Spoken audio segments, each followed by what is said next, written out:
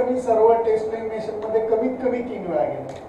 आणि कित्येक जण विचारतात किती टेस्ट मॅचेस कव्हर केल्या किंवा किती वर्ल्ड कप कव्हर केले. मी उलट्या पद्धतीने सांगेन.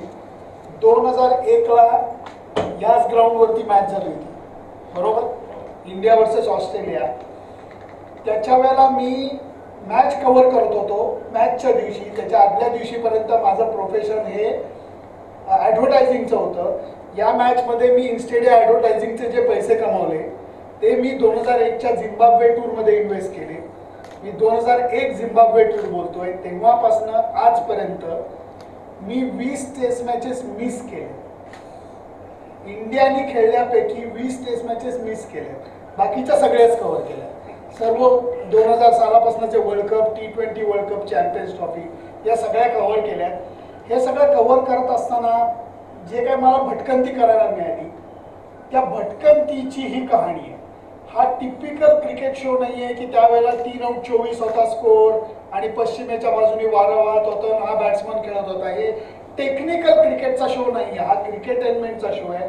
याच्यामध्ये क्रिकेटच्या कहाण्या असतील, ह्युमन लाईफच्या कहाण्या असतील, ह्युमन अँगलच्या कहाण्या असतील आणि प्लेसेस ऑफ इंटरेस्ट की जे तुम्ही कधीही बघू शकणार नाही. फॉर एक्झाम्पल मला असं नाही म्हणायचं की तुम्ही कधी जाऊ शकणार नाही, परंतु तुम्ही इंग्लंडला जाल साहेब, ऑस्ट्रेलियाला जाल, तुम्हाला पाकिस्तानला जाता येणार नाही. मला 3 वेळा पाकिस्तानला जाता. वेस्ट इंडिजला आपण पटकन जात नाही. मी वेस्ट इंडिजला 8 वेळा गेलेलो आहे. या सगळ्याचं जे कमाल गोष्टी बघायला मिळाल्या त्या गोष्टी मी या प्रोग्राममधनं शेअर करतो. तो हा program is of cricketainment but more for me it's a sharing happiness. त्यामुळे हा शो हा क्रिकेट लव्हिंग आणि क्रिकेट बफसाठीच आहे असं अजिबात नाही. म्हणजे मी पैज लावून सांगतो की मॅडम तुम्ही आलात किंवा तुमच्या आईला घेऊन आलात तरी त्या खुश होऊन जातील इतकी मी तुम्हाला खात्री देतो. कारण याच्यामध्ये काही ज्या स्टोरीज अशा असतील की ज्या कुठल्याही लेडीजना कुठल्याही यांना खूप आवडतील. आणि मी 3 देशांची कहाणी याच्यात सांगतो, साऊथ आफ्रिका, वेस्ट इंडिज आणि पाकिस्तान. तुम्ही म्हणाल तुम्ही 12 गावचं पाणी प्यायलात मग फक्त 3 देशांचं का, तर या 3 देशांच्या कहाण्या सांगताना 100 मिनिटं कुठं जातात कळत नाही.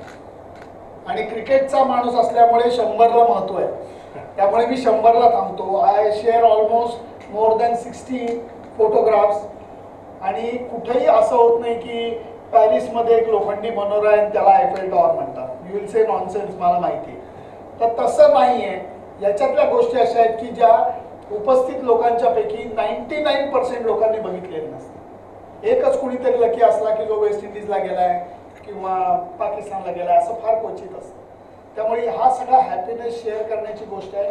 याच्यामध्ये क्रिकेट स्टोरीज कुठल्या आहेत तर इनसाइड ड्रेसिंग रूमच्या स्टोरीज आहेत. For example 2003 India versus Pakistan world cup मॅचमध्ये पाकिस्तानने मोठा स्कोर केला आणि इंडियन बॅटिंग चालू व्हायच्या अगोदर ड्रेसिंग रूम मध्ये काय घडलं.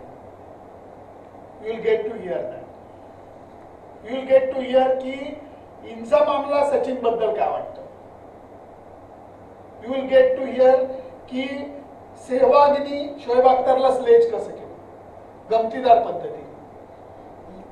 You will get to hear की विवियन रिचर्ड्सचं घर कसं आहे जे तुम्हाला पटकन कोणी दाखवणार नाही. त्यामुळे अशा गमतीदार कहाण्या, त्याच्याबरोबर प्लेयर्सना खायला काय आवडतं. तुम्हाला वाटेल याच्यात काय असं मोठं, परंतु खाण्याच्या मी चांगला क्रिकेटर होतो, बऱ्यापैकी चांगला जर्नलिस्ट आहे आणि एक गोष्ट मी नक्की सांगू शकतो की मी चांगला कुक आहे. त्यामुळे परदेशच्या दौऱ्यावरती गेल्यानंतर सर्व क्रिकेटर्स माझ्या फ्लॅटवरती जेवायला येतात आणि त्यामुळे त्यांना काय आवडतं, गप्पा काय होतात, या सगळ्या इन्फॉर्मल ज्या गोष्टी आहेत त्या या मी क्रिकेट प्रोग्राममधनं सादर करतो. आणि जेव्हा मी म्हणतो की काही गोष्टी तुम्हाला अशा बघायला मिळतील ज्या नॉर्मली तुम्हाला कोणी दाखवणार नाही, त्या मी तुम्हाला या प्रेस कॉन्फरन्स आणि तुमचे क्वेश्चन आन्सर झाल्यानंतर अगदीच काही 2-3 तुम्हाला शेअर करतो की जेणेकरून तुम्हाला खात्री पटेल की आय एम टॉकिंग सेन्स. आणि बाकी अजून काय सांगू, मी आज जगभर शो केलेला आहे. मी गोव्यात येणार होतो, मी आज फॅमिली बरोबर हॉलिडेला आलेलो आहे. माझा हा खूप जवळचा मित्र आहे, खूप जुना मित्र आहे, म्हणून मी त्याला बाउन्स केला जर आयडिया. इतके दिवस ॲज अ फास्ट बॉलर त्यांनी मला बाउन्सर टाकले, यावेळेला मी टाकला. म्हटलं अरे मी गोव्याला येतोय तर मला शो आवडेल सादर करायला. आणि फर्स्ट थिंग फर्स्ट, हे माझं प्रोफेशन नाही आहे. मी कलाकारपेक्षा मी कलाकार आहे, म्हणजे मी धमाल करणारा मनुष्य. त्यामुळे ह्या प्रोग्राम सादर करताना मला प्रोफेशनली सादर करायचा आहे, पण प्रोफेशन म्हणून सादर करायचा नाही आहे. माझ्या कंपनीने सपोर्ट केला आहे, त्यामुळे हा प्रोग्राम फ्री फॉर ऑल आहे. आणि मला खरंच तुमचे धन्यवाद द्यावेसे वाटतात की रवींद्र भवनच्या मंडळाने सुद्धा आम्हाला सपोर्ट केला आहे.